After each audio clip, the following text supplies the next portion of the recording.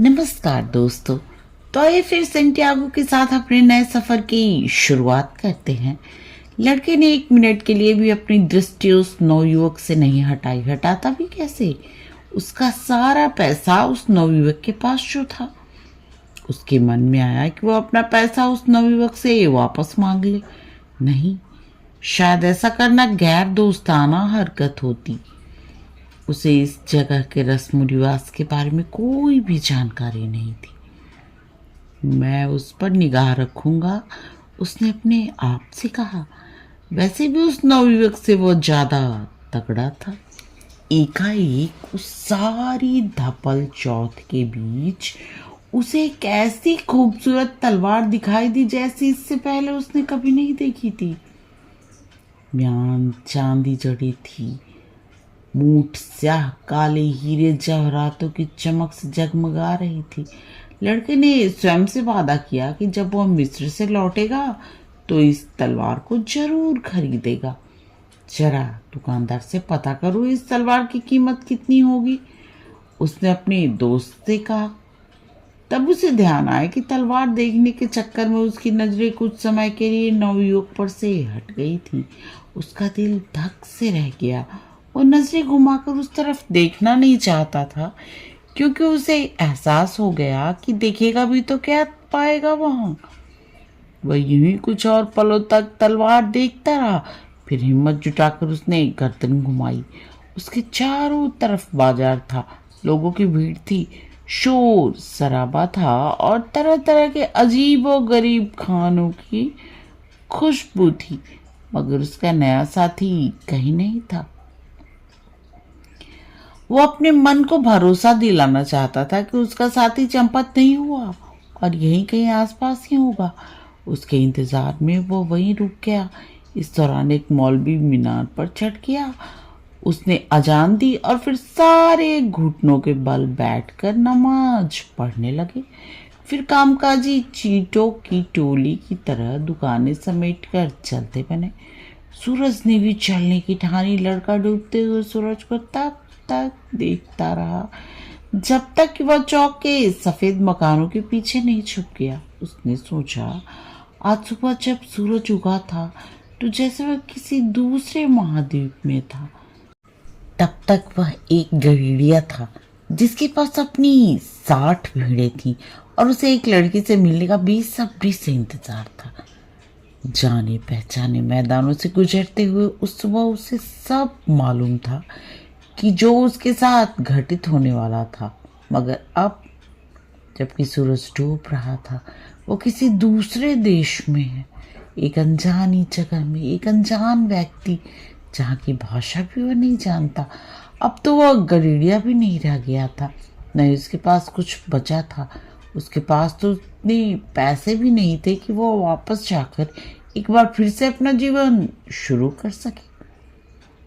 सब कुछ सूर्योदय और सूर्यास्त के बीच घटित हो गया। लड़के ने सोचा, उसे अपने आप पर तरस आया, साथ ही पछतावा भी हुआ कि एक ही झटके में जिंदगी का सब कुछ इस कदर बदल गया। उसे अपने आप पर शर्म आई। उसका मन हुआ रो ले। अपनी भेड़ों के सामने उसे आज तक कभी रुलाई नहीं आई थी, मगर चौक बाजार खाली था, अब अपने घर से बहुत दूर था, इसलिए वो अपनी रुलाई रोक न सका। वो फपक फपक कर रो पड़ा। क्या ईश्वर का यही इंसाफ है? क्या अपने सपनों में विश्वास करने वाले व्यक्तियों को वह यही सिला देता है?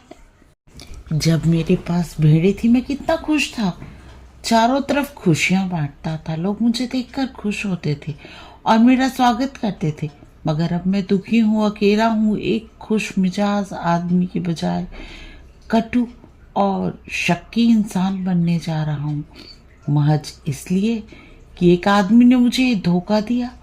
मुझे उन लोगों से भी नफरत हो जाएगी जो अपना खजाना पाने में सफल रहे। चूंकि मैं खजाना ढूंढ सकने में विफल रहा, मुझे जो कुछ भी मेरे पास बचा है उसी में संतोष करना पड़ेगा, क्योंकि अब मैं दुनिया जीतने के काबिल नहीं रहा हूँ। उसने अपनी थाली खोली, शायद कुछ बच गया हो, जहाज पर खाए सैंडविच का टुकड़ा ही बचा हो, मगर नहीं, कुछ बचा था तो वो भारी भरकम किताब, उसकी जैकेट और वो 2 पत्थर जो उस बूढ़े ने दिए थे। उन 2 पत्थरों को देखकर न जाने क्यों उसे थोड़ी राहत महसूस हुई। इन्हें उसने नगीना माना था और इन्हीं 2 पत्थरों के बदले में उसने 6 भेड़ें गंवाई थी। इन पत्थरों को देखकर वापसी का टिकट खरीद दिया जा सकता था, मगर इस बार मैं बेवकूफ नहीं बनूंगा, लड़के ने सोचा। और वे दोनों पत्थर निकालकर थैली के बजाय उसने अपनी जेब में रख लिए। उसने एक ही बात सच कही थी, यह शहर एक बंदर का है और ऐसे सभी शहर ठगों के अड्डे होते हैं। अब उसकी समझ में आया शराब खाने का मालिक क्यों गुस्सा हो रहा था। वो तो उसे समझाना चाहता था कि उस नौजवान पर भरोसा न करे। और मैं भी क्या हूँ, शायद उन्हीं सब लोगों की तरह जो इस दुनिया को अपने अपने चश्मों से देखते हैं, ताकि वे उसे वैसा देख सके जैसा कि वे चाहते हैं, न कि वैसा जैसा वो असल में है। लड़के ने उन पत्थरों को एक बार फिर टटोला, उसकी गर्माहट और चिकनाहट महसूस की। अब तो ये पत्थर भी उसका खजाना है। उनको छूने भर से उसे अच्छा लगने लगा। उसे बूढ़े आदमी की बात याद आई, जब तुम सचमुच किसी वस्तु को पाना चाहते हो तो संपूर्ण सृष्टि उसकी प्राप्ति में मदद के लिए तुम्हारे लिए षड्यंत्र रचती है। लड़का बूढ़ी की बात में छिपी सच्चाई जानने की कोशिश कर रहा था। इस खाली चौक बाजार में, जबकि उसकी जेब में फूटी कौड़ी भी नहीं थी, निगरानी के लिए कोई भीड़ भी नहीं थी, तब वो यहाँ क्यों था और क्या कर रहा था? मगर वे पत्थर तो इस बात का सबूत थे कि उसकी भेंट किसी बादशाह से हुई थी, उस बादशाह से जो उसके बीते दिनों के बारे में सब कुछ जानता था। इन पत्थरों का नाम मुरीम और थुमीम है और ये शकुन पढ़ने में तुम्हारी मदद कर सकते हैं। उस लड़के ने पत्थर फिर से थैली में रख लिए और एक प्रयोग करना चाहा।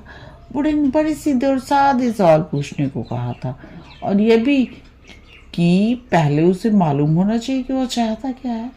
उससे सबसे पहले यही पूछा, क्या उस बूढ़े आदमी का आशीर्वाद अभी भी उसके साथ है?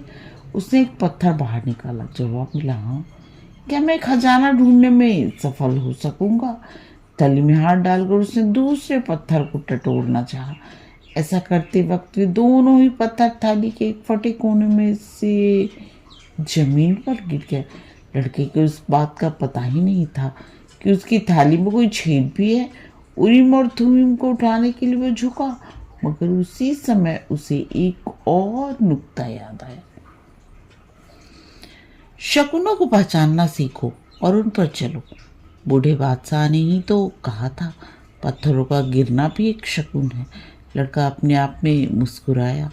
उसने दोनों पत्थरों को उठाकर फिर से थैली में रख लिया।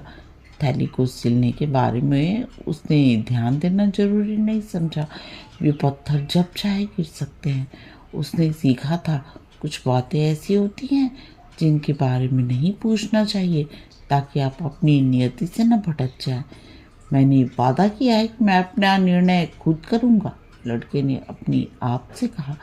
पर पत्थरों ने उसे एहसास दिलाया कि बूढ़ा अभी भी उसके साथ है। ये सोचकर उसे बड़ी तसल्ली हुई।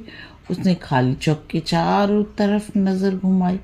अब उसके मन में घबराहट पहले से ही बहुत कम थी।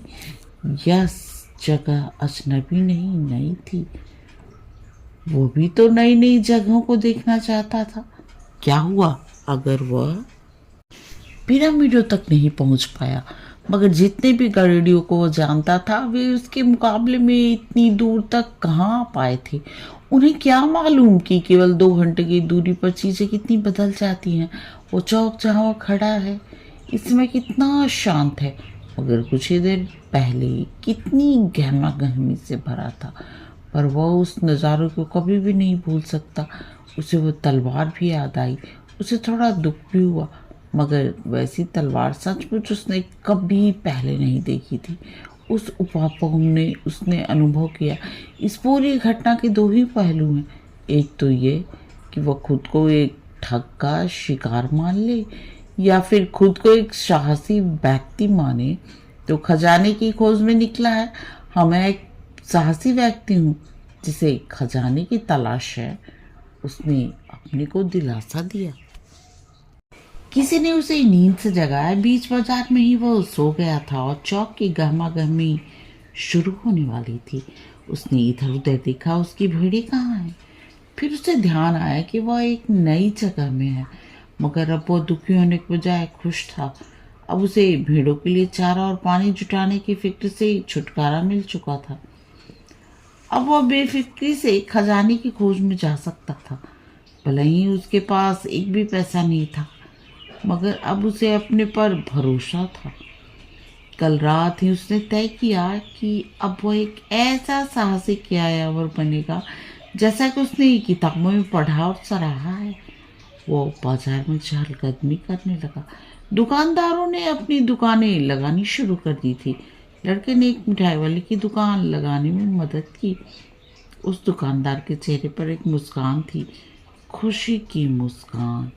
उसे मालूम थी अपनी जिंदगी हर दिन अपना रोजमर्रा का काम शुरू करने से पहले उसका ढर्रा और सलीका, उसकी मुस्कुराहट देखकर लड़के को बूढ़े व्यक्ति की याद आ गई।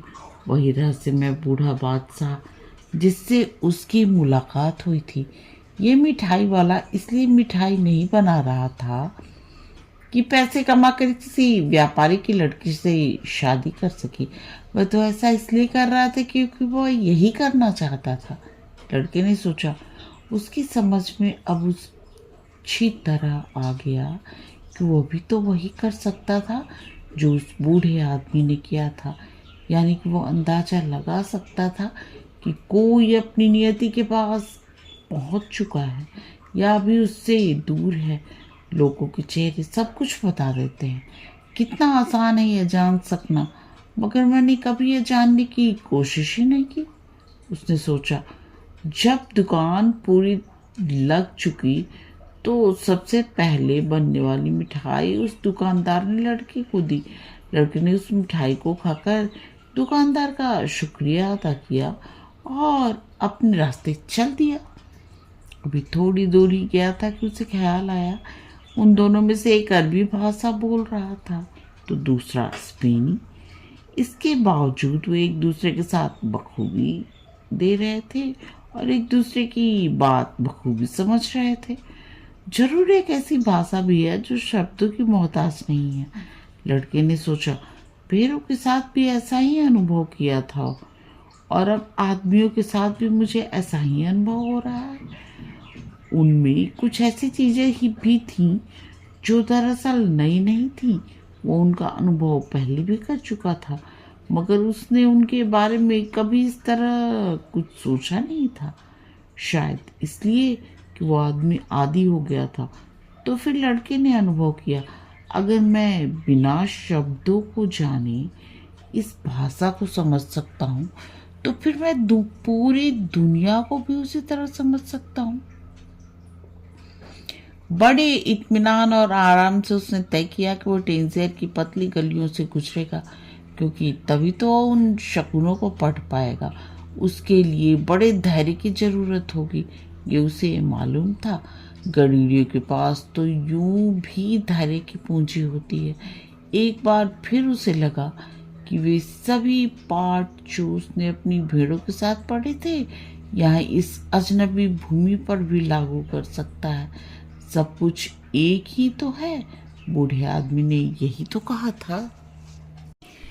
दिन निकलने पर कांच के व्यापारी की आंख खुली। आज भी उसके मन में वही चिंता थी जो हर सुबह उसे आंख घेरती थी। पिछले 30 सालों से वो उसी जगह पर था।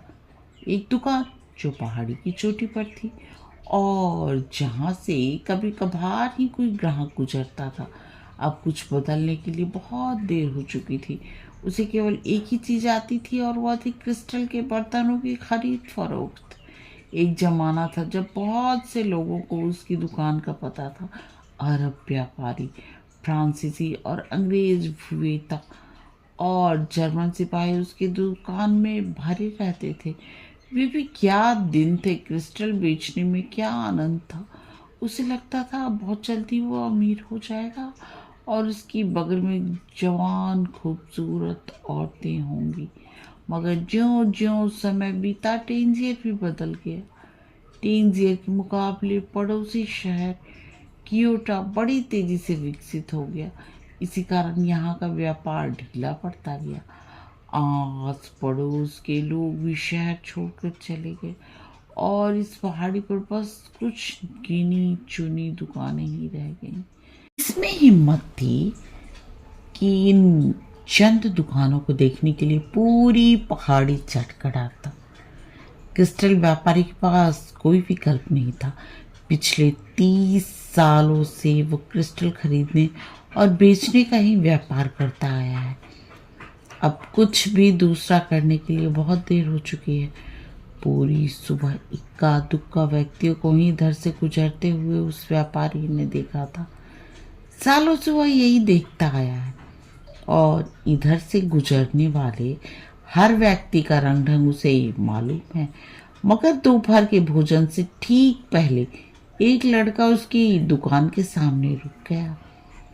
उसने सामान्य कपड़े पहन रखे थे। क्रिस्टल व्यापारी की अनुभवी आंखों ने तुरंत ताड़ लिया कि लड़के के पास खर्च करने के लिए पैसे वैसे नहीं हैं। फिर भी व्यापारी ने सोचा कि लड़के के चले जाने के बाद भी वो भोजन करेगा। दरवाजे पर एक कार्ड लटक रहा था जिस पर लिखा था, यहाँ पर बहुत सी भाषाएं बोली समझी जाती हैं। लड़के ने देखा काउंटर के पीछे कोई आदमी खड़ा है। अगर आप कहें तो मैं शो विंडो में लगी कांच की चीजें को साफ कर दूं। लड़के ने व्यापारी से कहा, जिस हाल में वे अभी हैं उसे देखकर तो कोई खरीदार आएगा नहीं। व्यापारी के चेहरे पर कोई प्रतिक्रिया नहीं थी। बदले में आप मुझे थोड़ा सा खाना दे दो बस। व्यापारी अभी भी चुप रहा। लड़के ने अनुमान लगाया कि उसे कुछ करना होगा। उसे अपनी थैली से जैकेट बाहर निकाली। उसकी इस रेगिस्तान में क्या जरूरत थी, और उसी से वह कांच का सामान साफ करने लगा। आधे घंटे के भीतर शो विंडो का सारा सामान उसने साफ कर दिया और उसी दौरान 2 ग्राहक भी आए और उन्होंने कुछ क्रिस्टल भी खरीदे। जब वो शो विंडो में रखे सारे क्रिस्टलों की सफाई कर चुका तो उसने दुकानदार से कुछ खाने के लिए मांगा। क्रिस्टल व्यापारी ने लड़के से कहा, आओ चलिए कहीं खाना खाते हैं। उन्होंने दुकान बंद की और तख्ती लगा दी और नज़दीक के एक छोटे से कैफे में घुस गए।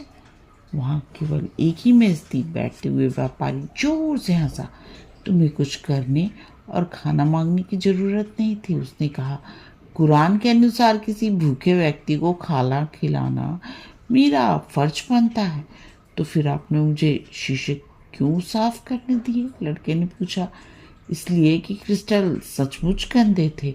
उसके अलावा मुझे और तुम्हें, यानी हम दोनों को ही अपने दिमाग से नकारात्मक विचारों की सफाई भी करनी थी। खाने के बाद व्यापारी ने लड़के से पूछा, क्या तुम मेरी दुकान में काम करोगे? जब तुम काम कर रहे थे तभी तो ग्राहक आकर मेरी दुकान में से कुछ सामान लेके गए। ये एक अच्छा शकुन है। लोग बाग बहुत सारे शकुनों की बात करते हैं। गडेरिया ने सोचा, मगर उन्हें मालूम नहीं होता कि वे क्या कर रहे हैं। जैसे कि मुझे ही कहाँ पता था कि मैं सालों साल अपनी भेड़ से बिना शब्दों वाली जुबान में बात करता रहा हूँ। क्या तुम मेरे लिए काम करना चाहोगे? व्यापारी ने एक बार फिर पूछा। आज का पूरा दिन मैं आपके यहाँ काम कर सकता हूँ, लड़के ने जवाब दिया।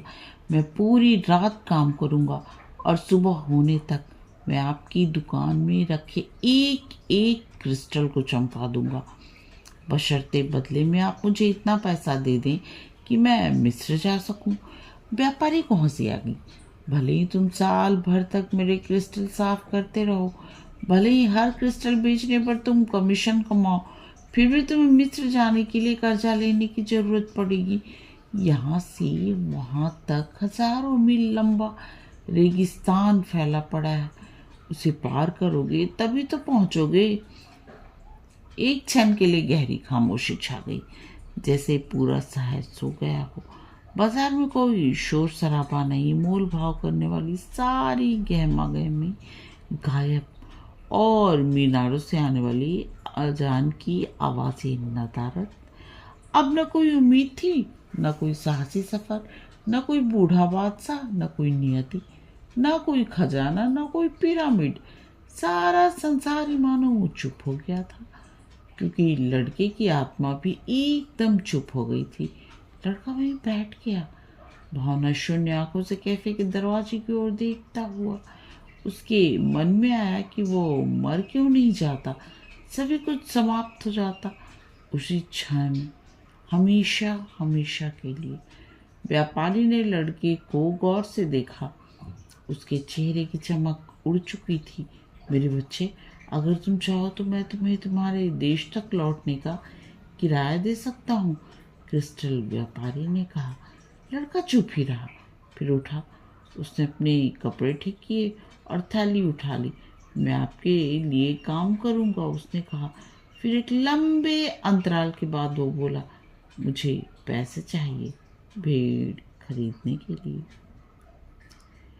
सेंटियागो का सफर आज यहीं तक। यहाँ तक कहानी सुनने के लिए आप सबका बहुत बहुत धन्यवाद।